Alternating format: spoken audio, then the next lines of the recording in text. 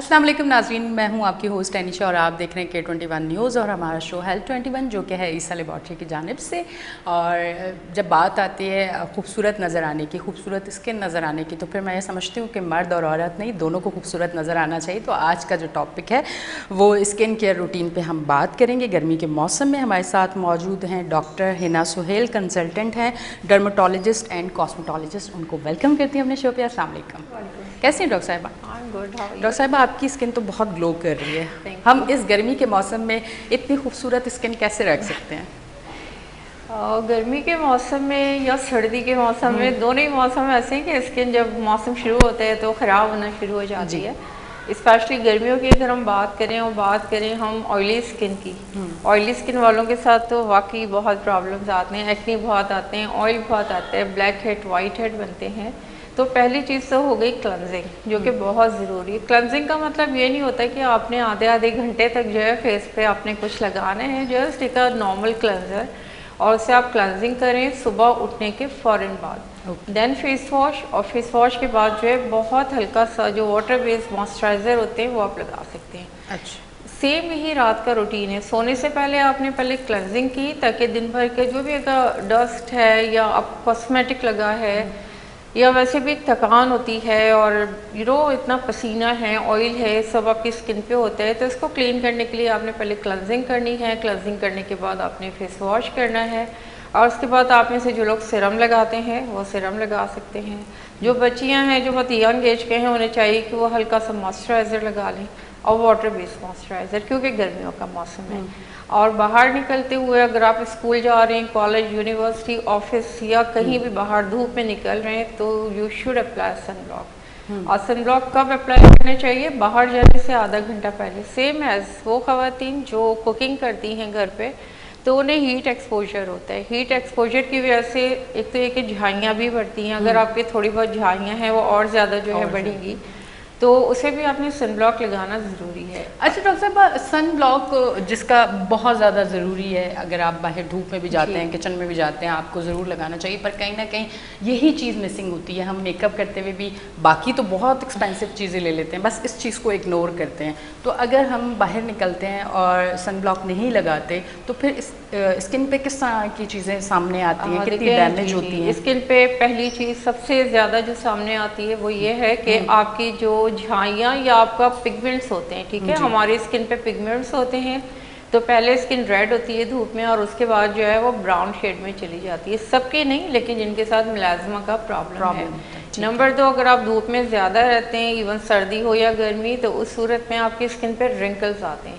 तो दूसरा जो बहुत अहम काम है सनस्क्रीन का, वो है आपकी स्किन की प्रोटेक्शन। वो आपके रिंकल्स को आने से रोकते हैं या कम करते हैं, ठीक है, क्योंकि वो एक ऐसी लेयर स्किन पे बन जाती है सन ब्लॉक की, जो आधा घंटा पहले लगाते हैं। उसकी वजह यही होती है कि आपकी स्किन पे एक प्रोटेक्शन लेयर बन जाती है। वो प्रोटेक्शन लेयर जो सन की जो रेज है उन्हें रिफ्लेक्ट कर देती है, वो आपकी स्किन में एब्जॉर्ब नहीं करती।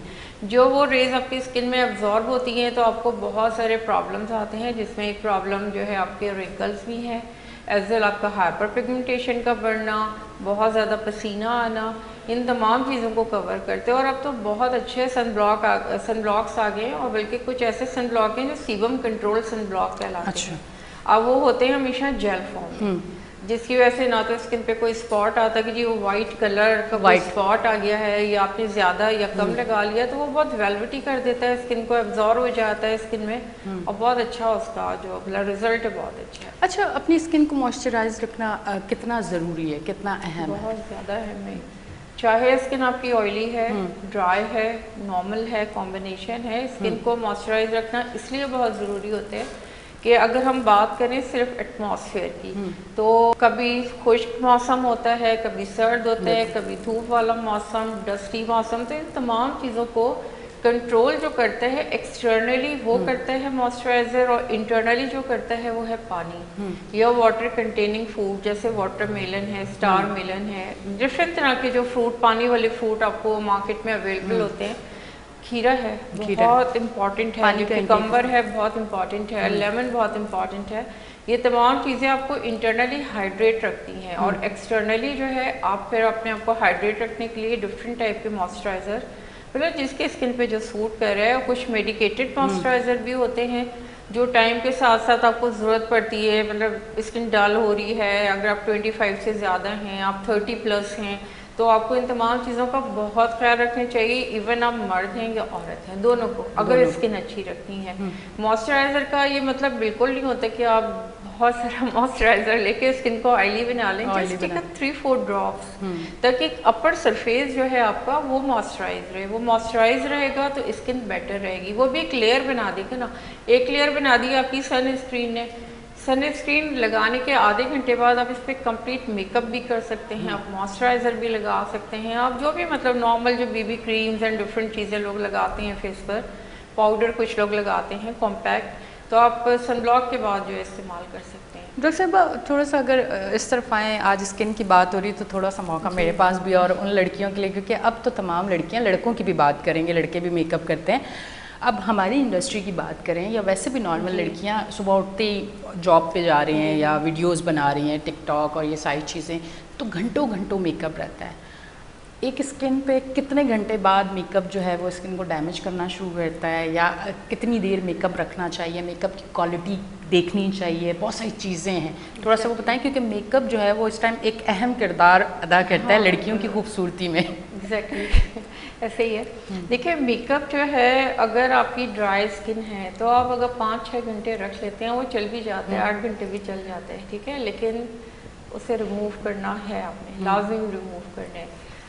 और ख़ास तौर पे वो लोग जिनके ओपन पोर्स बहुत ज़्यादा हैं, ऑल्दो कि आपकी स्किन ऑयली है या ड्राई है या कॉम्बिनेशन है, अगर आपके ओपन पोर्स हैं, ओपन पोर्स होने का मतलब है कि आप मेकअप को मौका दे रहे हैं कि वो आपके पोर्स में जो है वो डिपॉजिट हो जाएं जाकर, और ये वही मेकअप और वही चीज़ें होती हैं जो बाद में जाके वाइट हेड या माइलियाज बनती हैं। माइलियाज आपने देखे होंगे, बहुत छोटे छोटे वाइट दाने होते हैं, अराउंड आइज भी होते हैं, फेस पे भी होते हैं, और वो कभी भी नहीं जाते, वो नहीं जाते। उसके लिए आपको सिर्फ लेज़र कराना पड़ता है, लेज़र से उसे बर्न कर देते हैं, उस सूरत में जाते हैं, अदरवाइज वो कभी भी नहीं जाते। आप कितना अच्छा मॉइस्चराइज़र, क्रीम, आप कुछ भी यूज़ कर लें, आपके एज इट इज़ रहते हैं, क्योंकि उन्होंने उन पोर्स को क्लॉग कर दिया है, लॉक कर दिया है।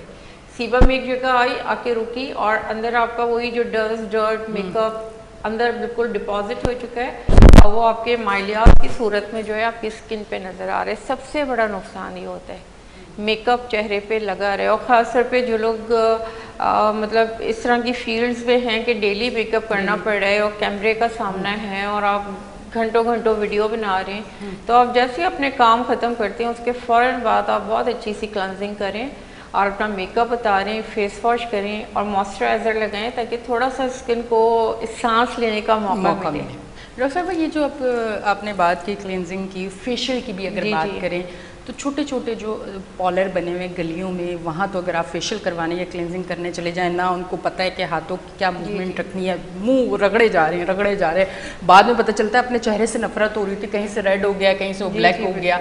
तो आप क्या समझते हैं कि फेस की जो स्किन है वो कितनी सेंसिटिव है, क्लेंजिंग किस तरह से करनी चाहिए, कौन से स्टेप्स होने चाहिए, इस स्किन के साथ किस तरह रहना चाहिए? देखिए स्किन जो है ना एक बहुत आपका मतलब नाजुक जिसे कहते हैं ना, एक ऐसा पार्ट है आपकी फेस की, वैसे तो पूरी स्किन का, लेकिन फेस का, क्योंकि इसमें एक्ने भी आते हैं, इसमें ओपन पोर्स भी होते हैं, इसमें दूसरे प्रॉब्लम रोज़ेशिया भी होता है, मतलब डिफरेंट तरह के एक्ने और प्रॉब्लम्स भी होते हैं। तो जब भी क्लेंजिंग या आप फेशियल के लिए किसी पॉलर का इंतखाब करें तो ऐसा पॉलर होना चाहिए जो आपको रगड़े ना स्किन को।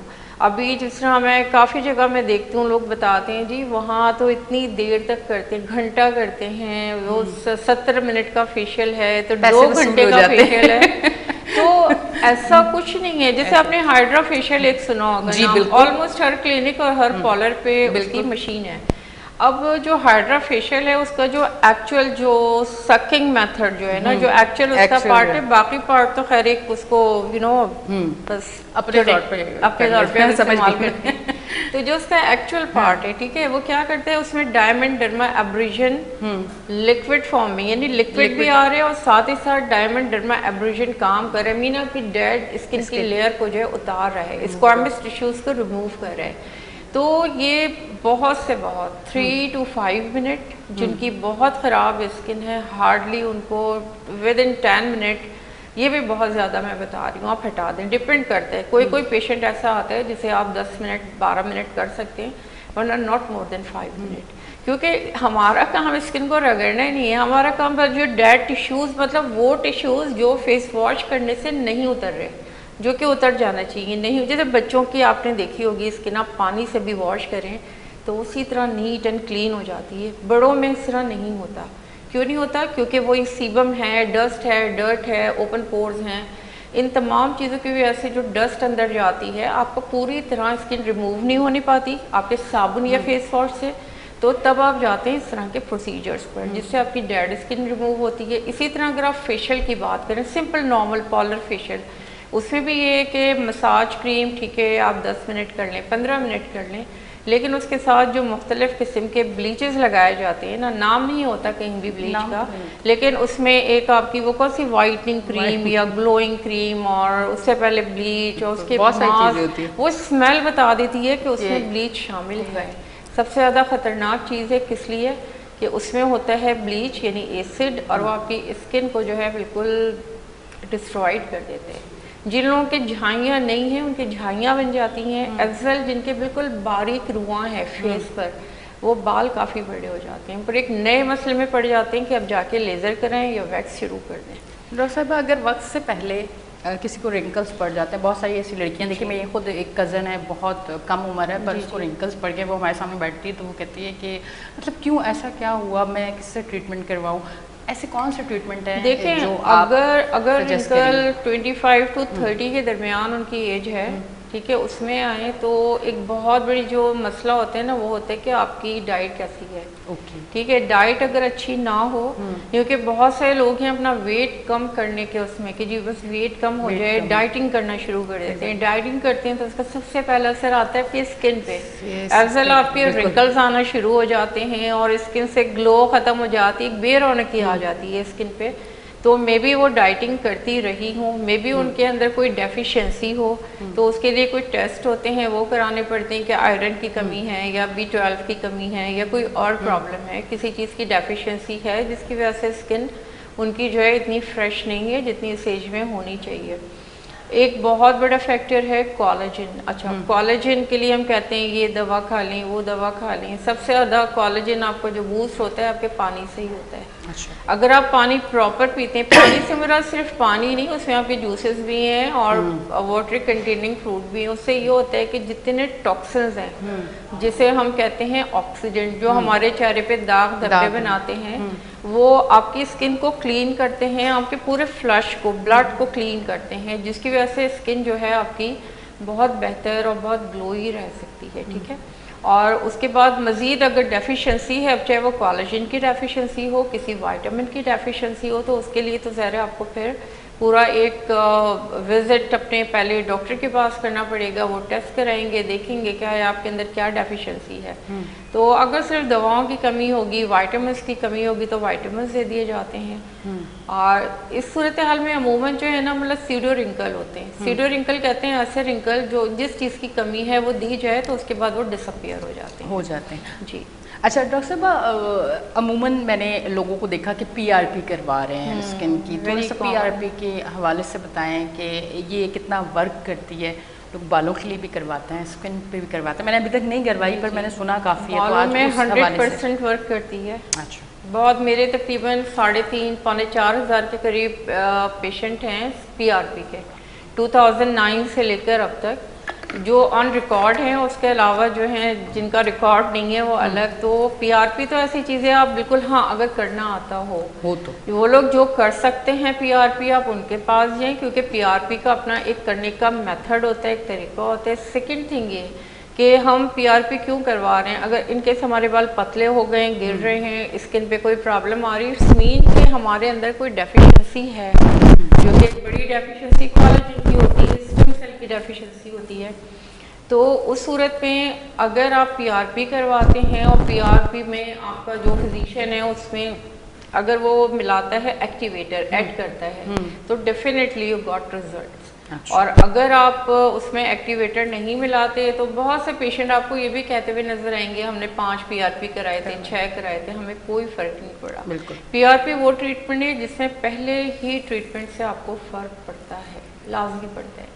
PRP अगर हम फेस की बात करें तो आपके ओपन पोर्स हैं, एक्नी हैं, अनहेल्दी स्किन है, हल्के फुल्के रिंकल्स हैं, बड़ी लाइंस नहीं जाती है, नेजोलेबल एरिया है लाइन वो नहीं जाएगी, ठीक है, फोरहेड की फ्रंटल लाइन नहीं जाएगी, लेकिन जो छोटे छोटे रिंकल्स आने शुरू होते हैं वो आपकी स्किन को फ्रेश करता है, पोर्स को आपके जो है डायलेटेड पोर्स को जो है कंट्रोल करता है, ब्लैक हेड वाइट हेड को हटाता है, एज वेल आपकी एक्नी भी 70-80% कंट्रोल होती है। डॉक्टर साहब, अब जो इस टाइम पे मैं देखती हूँ बहुत कम उम्र बच्चे और बच्चियों के बाल जो है वो सफ़ेद हैं। जी बिल्कुल। और रूटीन में उन्हें 2 हफ्ते के बाद डाई लेना पड़ता है और उनकी स्किन की ये सूरत हाल है कि उनकी स्किन पे छाइयाँ हैं, निशान हैं। जब वो डाई लेती हैं तो उस दिन और 2-4 दिन तक वो स्किन के जो फेस के निशानात हैं वो बहुत नज़र आते हैं। चेहरे का मेरे डाई के साथ क्या कनेक्शन है, थोड़ा सा बताएंगे? देखिए, अगर आप डाई कर रहे हैं बालों में और आपको सही तरह करना नहीं आ रहा, आप खुद से करें, घर पे करें, तो उस सूरत में क्या होता है, कलर का कुछ ना कुछ पार्ट आपकी स्किन पे आके रह जाते हैं और जब आप करते हैं कलर में जो एसिड है, आपको लगता है कि कुछ दिन तक स्किन बहुत डार्क है और उसके बाद ग्रेजुअली बेटर होगी, वो कलर निकलता रहता है फेस वॉश के साथ। तो इसमें एहतियात बहुत ज़रूरी है। अगर आप किसी मतलब सैलून से नहीं करवा रहे, आप खुद कर रहे हैं, तो first to apply Vaseline over your skin, मतलब पूरे फेस पे भी लगा सकते हैं, फोरहेड पे भी लगा सकते हैं, और उसके बाद डाई लगाएं। और डाई जब वॉश कर लें उसके बाद आप अपने स्किन को वॉश कर सकते हैं, क्योंकि वो ऑयली होने की वजह से वो कलर डिपॉजिट नहीं होगा आपकी स्किन में। डॉक्टर साहब, दूध कितना ज़रूरी है रोज़ पीना? क्योंकि हमने तो बचपन से ये सुना है कि रोज़ दूध पीना है और आज तक दूध ही पी रहे हैं। तो और बहुत सारी ऐसी फ्रेंड्स भी हैं जिनको चाय इसलिए नहीं पीती कि उनको दूध पसंद नहीं है।